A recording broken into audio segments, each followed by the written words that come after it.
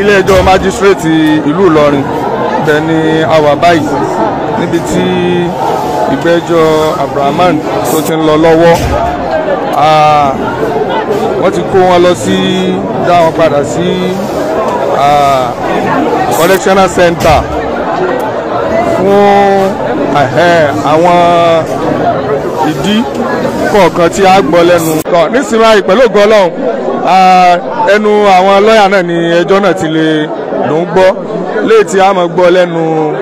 barrister Àjàlá. ilé ẹjọ́ kún fọ́fọ́ débi wípé ó lágbára díẹ̀ débi pé àwọn ọlọ́pàá wọn gáìdì ọ̀pọ̀lọpọ̀ èèyàn ni torí àmọ́ tó lè ṣẹlẹ̀ inú bí gbogbo aráàlú Ìlọrin lérí ọ̀rọ̀ kéèsì náà. So tí ẹ bá ṣe pé lọ́pọ̀lọpọ̀ àwọn ọlọ́pàá tí wọ́n dáàbò bo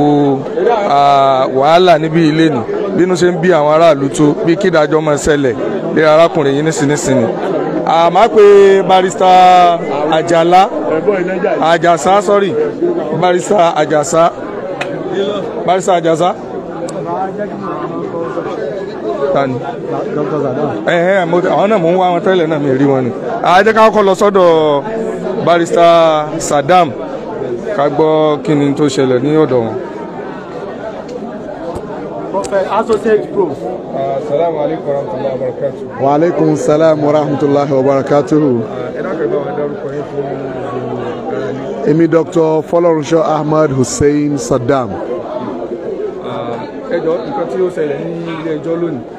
ẹnu tí ló ti lè ó ṣeé ṣe kí àwọn ọmọ àwọn ẹgbẹ́ court bẹ́ẹ̀ ni kẹ́yìn ó gbọ́ iye dáadáa bẹ́ẹ̀ ni lọ sọ kí gbogbo ayé lè jẹ̀fà ní kókó ṣẹlẹ̀ ṣàlàyé tó ṣẹlẹ̀. A dúpẹ́ fún Ọlọ́run gbà tí wọ́n kó àwọn ẹlẹ́ṣẹ̀ náà dé ilé ẹjọ́ lénìí àwọn agbẹjọ́rò announce appearance wọn èmi náà àti àwọn tíìmù mi là ń dúró fún àwọn fámìlì ọmọ tí wọ́n pa yìí àwa là ń represent family ọmọ tí wọ́n pa so we have not dey mention case náà as usual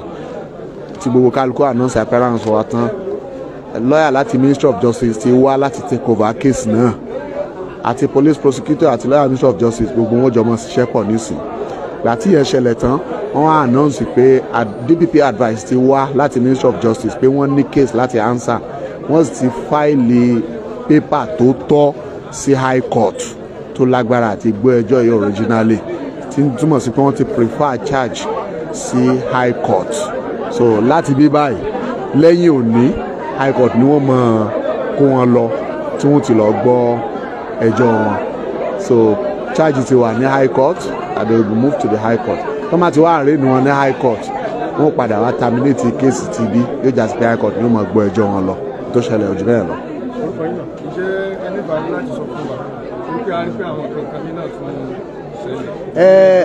Nǹkan míì tó ṣẹlẹ̀ ni pé ọmọ tí ó pààyàn yẹn Abdulrahman ó náwó pé òun fẹ́ sọ̀rọ̀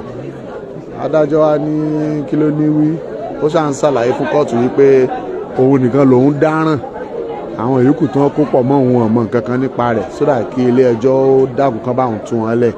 ilé ẹjọ́ sì sọ fún yín pé tó bá fẹ́ béèrè irú yẹn tí wọ́n bá dé high court níbi tí wọ́n ń kó wọn lọ kó lọ béèrè níbẹ̀ tí wọ́n bá fíìlì pé yẹ kán tú wọn lẹ̀ níbẹ̀ wọ́n mọ̀ ṣe yẹn fún wọn nígbà tí advice ti dé láti Ministry of Justice tí wọ́n ti prefer charge yẹn kán mọ̀ lọ sí high court kán mọ̀ lọ yàn yòókù mẹ́. Dr. Fọlọ́runṣọ́ Ahmad Hussein Saddam lèmi jẹ́ èmi ni mo wà nìkan nínú àwọn agbẹjọ́rò tó ń represent àwọn family Hafsa ọmọ tí wọ́n pátá and hold the watching brief for the family for the nominal complainant. Ọ̀daràn náà ti ní agbẹjọ́rò. Kò tí Abdulrahman ò tí ì lágbẹjọ́rò but àwọn mẹ́rin tó kù ti ní agbẹjọ́rò tó ń represent wọn lé ní. Ṣé lè sọ fún wa pé ọjọ́ tí high court ti mú fún. Wọ́n ti mú déètì ti high court but wọ́n àjọ̀nù eléyìí sí 20th of March pending the time tí wọ́n fi àárẹ̀ ni wọ́n ní high court kan fi wá terminate ti bí. Ní ṣókí kí ni Abdulrahman ṣe tó fi gbé wálé ẹjọ́. Ẹ̀sùn tí wọ́n fi kàn án gẹ́gẹ́ bí òfin ẹ̀sùn tí wọ́n fi kàn án ni pé ó pààyàn tó já sí pé ẹ̀sùn yẹn bá ṣe wí yìí ó sì dìgbà tí wọ́n bá dé high court tí wọ́n bá fi ẹsẹ̀ ẹ̀sùn náà múlẹ̀ pẹ̀lú ẹ̀rí tó dájú kí ẹnìkankan nu wa ó tó lè sọ emphatically wípé bó ti rí nù gẹ́gẹ́ bí òfin wa ṣe gbà á ní ààyè ẹ̀sùn apààyàn náà. ní àárín ẹ̀dá kò fẹ́ jẹ́ kí gbogbo ayé kí wọ́n jẹ àǹfààní ẹ̀kọ́ nípa lọ ọ̀rọ̀ tí ọ̀rẹ́ wa béèrè lọ́wọ́ yìí. Yes sir. tí ẹ sì dáhùn rẹ̀ wípé gẹ́gẹ́ bí ẹ̀sùn tí wọ́n fi kẹ́. Yes sir. èmi gbé ọ̀rọ̀ kalẹ̀ bẹ́ẹ̀ níjọ́ ní pé arákùnrin tí wọ́n fi ẹ̀sùn kàn wípé ó pààyàn. ṣùgbọ́n lábẹ́ kọ́mẹ̀ntì èébú ni mo kàn ń rí lọ wípé ní ẹ̀gbọ́n àwọn òkùnrin wọ́n ní wọ́n fẹ́ sùn kàn. ṣé wọ́n fẹ́ sùn fẹ́lẹ́ kí ni àbíkẹ́ ló pààyàn lókè ṣàlàyé lórí ọ̀rọ̀ dáadáa. ṣe rí káwọn tí wọ́n ń bú mi lé mọ̀ wípé mo mọ tí ì ṣe. ṣe rí kọ́mẹ̀ntì orí social media kì í ṣe gbogbo ẹni tó wà lórí social media tí ń kọ́mẹ̀ntì lérí wọn pé kì í ṣe gbogbo ẹni tí ń bẹ ń bẹ ló rẹ́dí àti kẹ́kọ̀ọ́ tó rọ́pọ̀lọpọ̀ ò lẹ́kọ̀ọ́ láti lé ẹni tẹ́kọ̀ọ́ bá wà lára ẹ̀ láti lé ní ó rẹ́dí àti kẹ́kọ̀ọ́ látara tí bá ń rí àti tí ń bá ń gbọ́ so gbogbo ẹni tẹ́ bá ti rí tí máa ti ń bọ́ sórí social media instead kó express opinion tiẹ̀ tí bá ti ń bú yàn ẹ ti rí pé nínú àwọn kàtígórì àwọn tí rí wọn ò pé tí ó sì lẹ́kọ̀ọ́ lélẹ́yìí wà bó ti rí nu. Lastly from my head, yes, sir. Lastly from there is a recent advocate for that governor should be signing death warrant. Yeah. And again, there is an advocate that they should eliminate anything like capital offense that requires governor signing death warrant. On your position as a lawyer, where do you stand? If we eliminate capital offenses that will warrant governors signing death warrants, we are doomed. Society ìṣòro tí English, the problem we will face in the society will be enormous and we will not be able to curb it. If there are no punishments for capital offenses, if there are no capital punishment for capital offenses again, I believe you mean people will take somebody on the roadside, slaughter him, and tell you that let them take me to court. Nothing will happen afterward. And who would that would have died. And that will be the end of it. If that is successfully done, we are heading towards the end of this generation. Are you now advocating for signing of death warrant? Yes, I do. I do. I do. I do. Your position on what you have in the society? I'm a legal practitioner and a lecturer at the University of Ilorin, and Dr. Folorunso Ahmad Hussein, popularly called Saddam. Immediate past Molan Chairman. Immediate past Molan Chairman.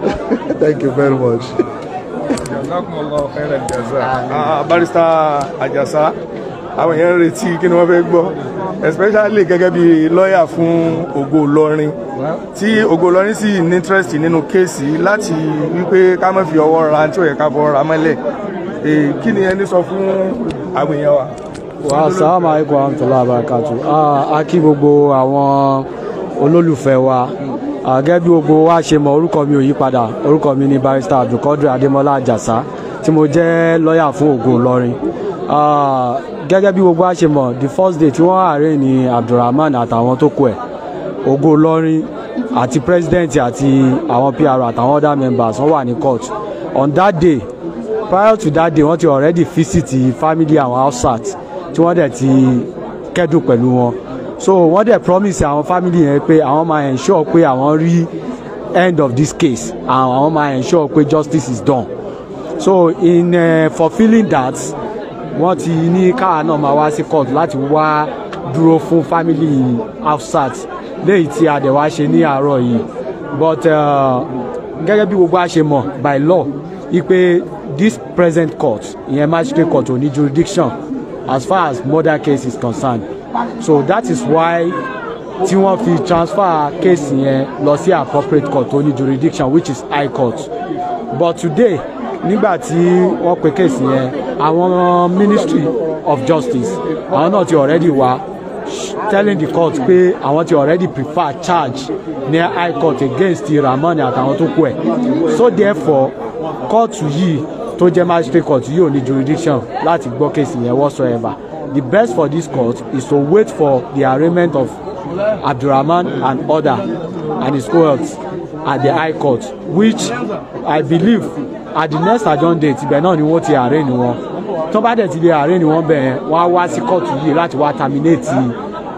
proceeding àti láti wá terminate case yẹn. So bí ó ṣe jẹ́ nìyẹn. So thank God ipe wọ́n ti prefer charge against wọn. So we will be waiting for the next adjourned date, the date for the arraignment of Rahman and others. So, but thank God today, our mẹ́rẹ̀ẹ̀rin tó kù tí wọ́n arrange pẹ̀lú Rahman, wọ́n ti were represented, they have a legal representation. But in law, if Rahman did not have a legal representation, there is no way we can move forward. So, for those people yearning, agitating that nobody should stand for Rahman because he's a criminal, it's because they don't know what the law says about that.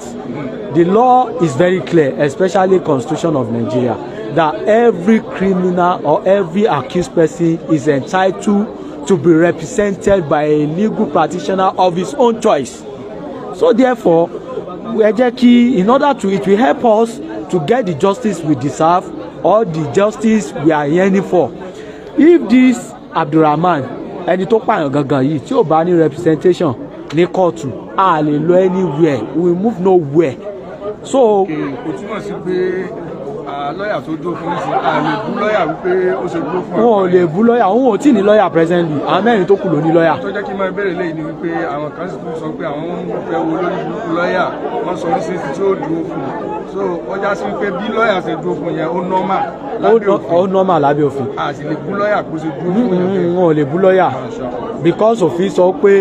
irú àwọn accused person ní right to a legal practitioner of his own choice.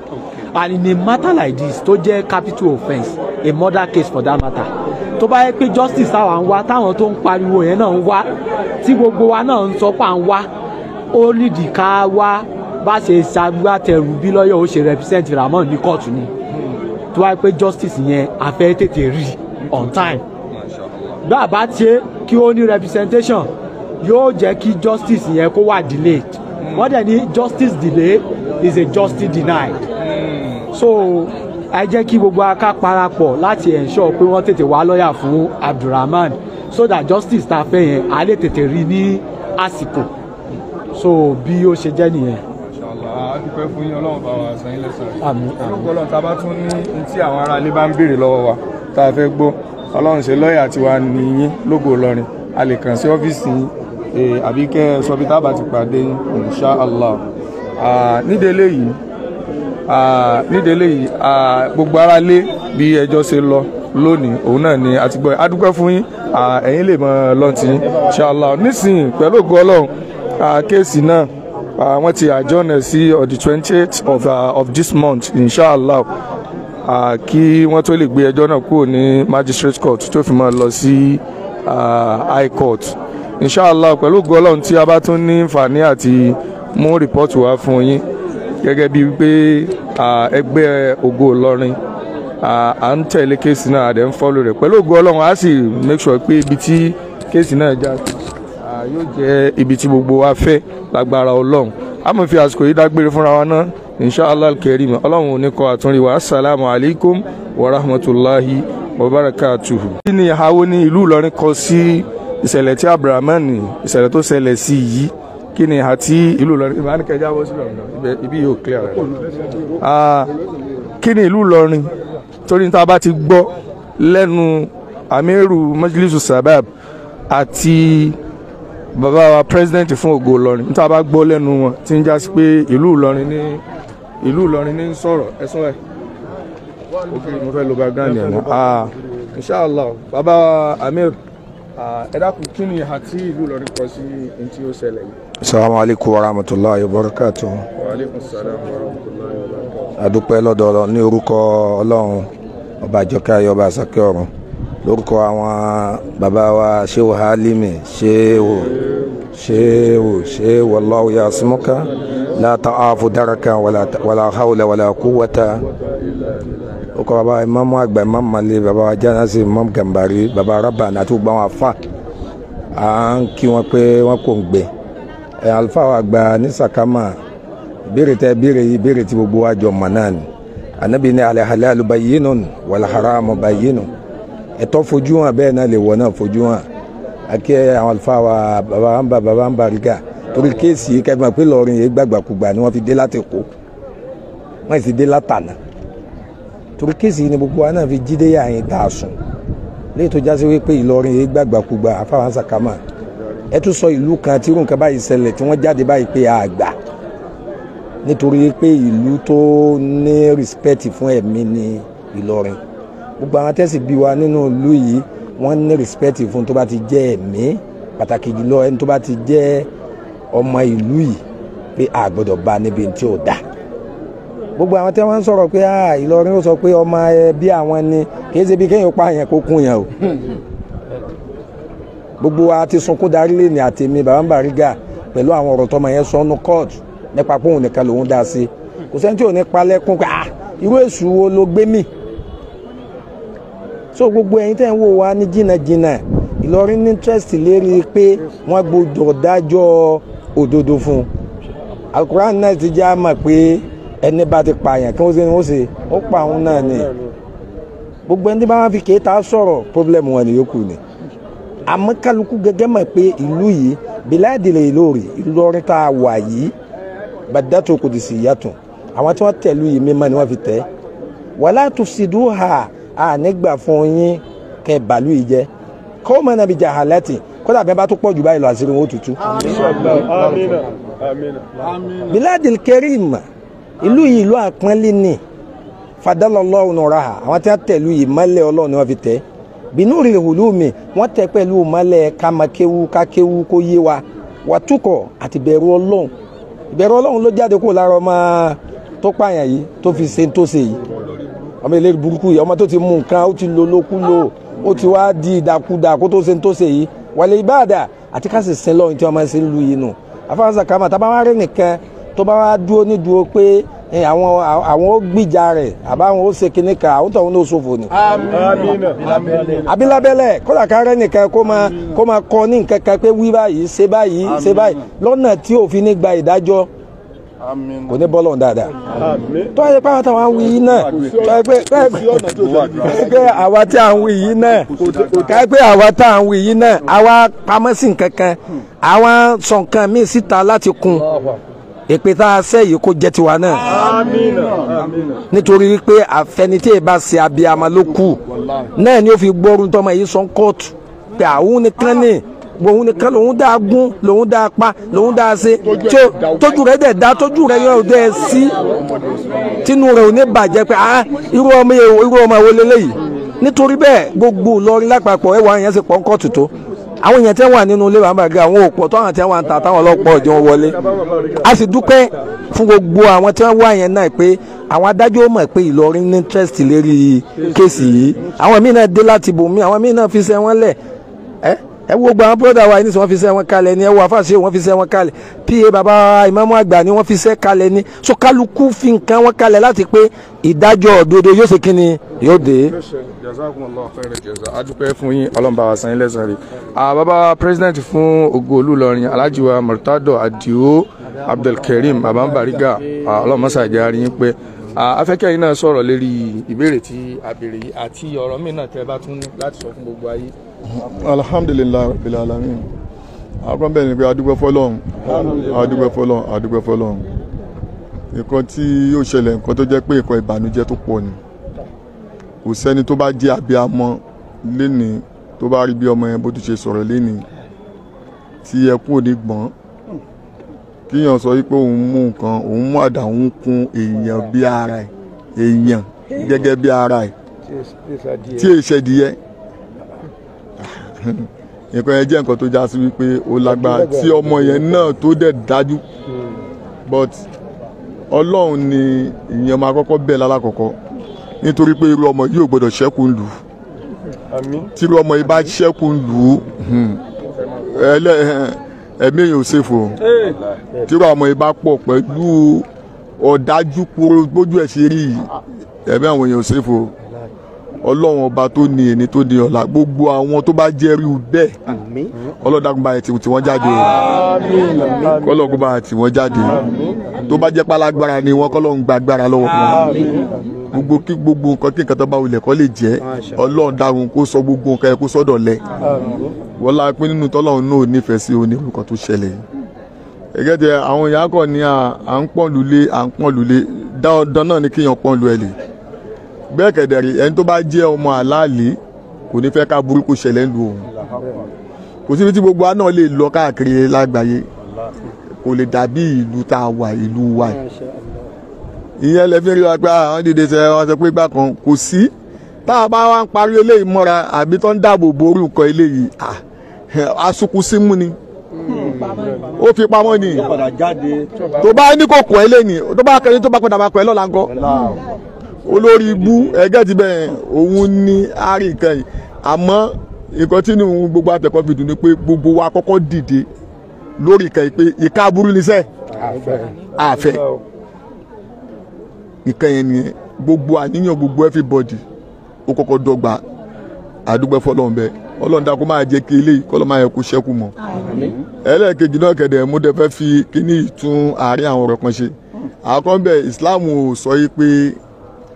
ká ta ẹ̀sìn ẹlẹ́sìn pé ká ta àbùkù kan gẹ́gẹ́ bí ọ̀rọ̀ kan tí mo sọ níjó ni kò yẹ pé mo ń ta àbùkù ẹ̀sìn mi ì ta àbùkù ẹ̀sìn yẹ pé bóyá báwọn kan bọ̀ tà mọ́ àgbọ́yé oyin tó ní kálukú ní understanding lọ́tọ̀ ntí ọba gbà lórí ọ̀tọ̀ bọ̀ tí ẹni tó ń gbọ́rọ̀ ṣàgbà ẹni tó ń sọ̀rọ̀ ọlọ́mọ akíyan ṣìyàn gbọ́ ọlọ́dẹ fún yàn ní kínní èmi ò ta ẹ̀sìn ẹlẹ́sìn lábùkù nítorí ọlọ́pàá àdíjọ́ ni ọlọ́pẹ́ tó bá dáwọn ẹlẹ́sìn kan ni no ní ìṣàbùkù ẹ̀sìn kankan nítorí pé Islam gangan fún ara rẹ̀ kò ṣe kí ni kò gbà wá láyè ká ta àbùkù ẹ̀sìn ẹlẹ́sìn kò bu gbogbo aláìka bú ẹ̀sìn kankan gbogbo ẹni tó bá ṣe mi gbọ́ngbà yẹn kì í ṣe nǹkan tí pé bí a mú un sọ pé ìtẹ̀ ń ṣe Ọlọ́run ọba ló ní ìdájọ́ oníkálukú kò dẹ̀ síbi tí aburú náà ò sí ní tó ṣẹlẹ̀ ń sìn àsọpọ̀ ọmọ yìí ò ń ṣọmọ lọ́rí àsọ pé lọ́rí kọ́ àdínáyìn ẹgẹ́ ti bẹ́yẹn but Ọlọ́run ọba kó jọ mo fàṣùkù yìí gbogbo pé àwọn ẹlẹ́sìn kan tó ń gbé ní orí ṣe bákan gẹ́gẹ́ bí ọ̀pọ̀lọpọ̀ àwọn èèyàn náà ní pàtẹ́mì náà dẹ̀ tó wá gbọ́ pé àkéèsì kì í tètè fi opportunity nítorí pé mi wá sórí social media láti wá sọ̀rọ̀ bọ̀ gẹ́gẹ́ bí ipò tá wà nílùú òun náà ni gbogbo nǹkan báyìí ní àfihàn àtẹ̀kọ́ ń sìn òun lèmi ti wá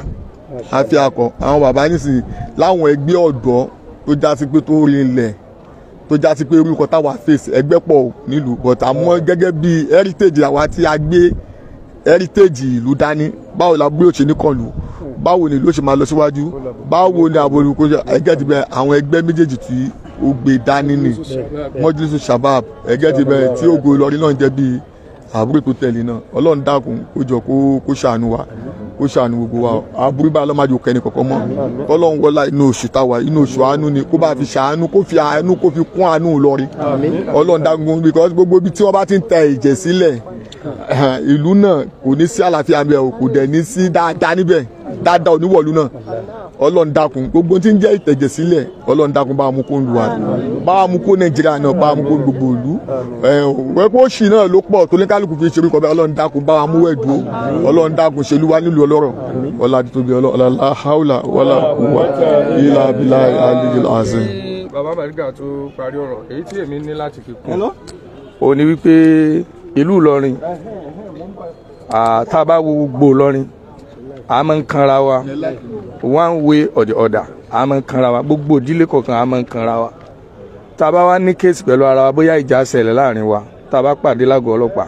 ní tí ọlọ́pàá gan máa wí ni pé ẹ lọ yanjú rẹ̀ nílé ṣùgbọ́n eléyìí bí Ìlọrin ti máa kanra wọn tó gbogbo wa ò wo pé a padà kanra wa pẹ̀lú ọmọ tó ṣaburú yìí adóńdó wípé sẹ́ẹ̀ kàńdá tó wà nínú rẹ̀ sí kọ́lọ́mbà wa yọ kó ní yóò sì yọ àwo yẹn àtàwọn ọdún rẹ̀ míì náà tí wọ́n bá wà lábẹ́ tí ò tí ì hàn àtàwọn tí wọ́n tó bá yẹ kó láwọn tí wọ́n jọ ń ṣiṣẹ́ náà Ọlọ́run ó yọjú gbogbo wọn jáde tó bó ti wá ríhun bí Ìlọrin ti ríhun àwo eléyìí tí gbogbo wa fi jáde pé sẹ́ẹ̀ níta àfẹ́ eléyìí lọ́dọ̀ wa so tí ń já sí pé tí Ọlọ́run bá ní kí gbogbo òlu ayé bá rí bí Ìlọrin ti rí ó ṣeé ṣe kí ìwà àbàjẹ́ mọ́ gbilẹ̀ mọ́ ní gbogbo Nàìjíríà gbogbo àwa tí a kù nílùú mi náà kò sílùú tí ò dáa gbogbo òlu ló dáa àwọn aláburú bẹ̀ la mọ̀ fàyọ jáde tá a bá ti rá aláburú kan ní gbogbo òlu wa ẹ jẹ́ kí gbogbo wa pawọ́pọ̀ kájọ bá a wí tá a bá jọ ń ṣe bẹ́ẹ̀ wàláhì kò ní sáburú mọ́ lérílẹ̀ Nàìjíríà yìí so kó jẹ́ gẹ́gẹ́ bí ìmọ̀ràn tèmi ní fún gbogbo ayé nídìí eléyìí a máa fi àsìkò ẹ fẹ́ sọ̀rọ̀ inshallah bàbá wa dáadáa ìwọ́n làwọn ní ọ̀rọ̀ táwọn fẹ́ sọ. Assalamu alaikum akóǹgbẹ Ramadan ọlọ́run ní jẹ́ kó bàjẹ́ gbogbo ń ta bá wà ìwà ọlọ́ba yẹn jọba ṣe fẹ́ ọlọ́run ní jẹ́ ká rí ẹ̀mọ́ mo kí bàbá wa bàbá Bariga ọlọ́run jẹ́ kí ẹ balẹ̀ láyọ̀ àtàláfíà ọlá bísímìláì náà ti ná. orúkọ tèmi Abdulfatai Ọ̀nàrẹ́bù Kòróró láti Ìlọrin sàtúwà yìí ọlọ́run ní jẹ́ kó bàjẹ́ ìmọ̀ràn ni mo fẹ́ gba àwọn òbí wa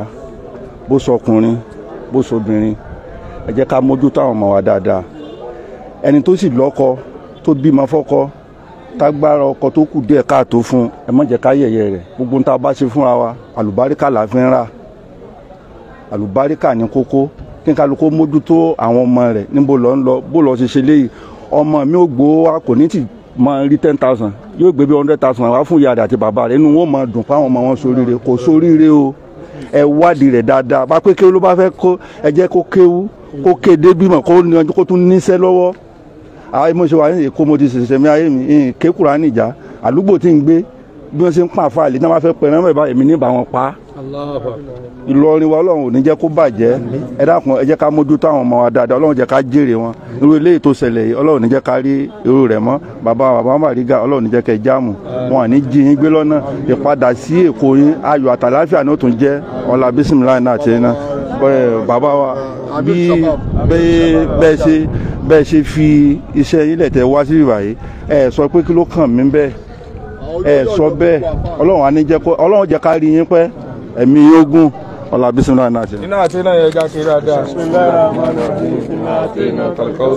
fasalli li rabbika wanhar inna shani'aka huwal abtar. a máa fi eléyìí dágbére fún gbogbo ará ilé tí ń wò wá wípé pẹ̀lú ògo Ọlọ́run tí ọ̀rọ̀ bá tún wà ẹ tún máa pàdé wa inshallah assalamu alaikum wa rahmatullahi wa barakatuh.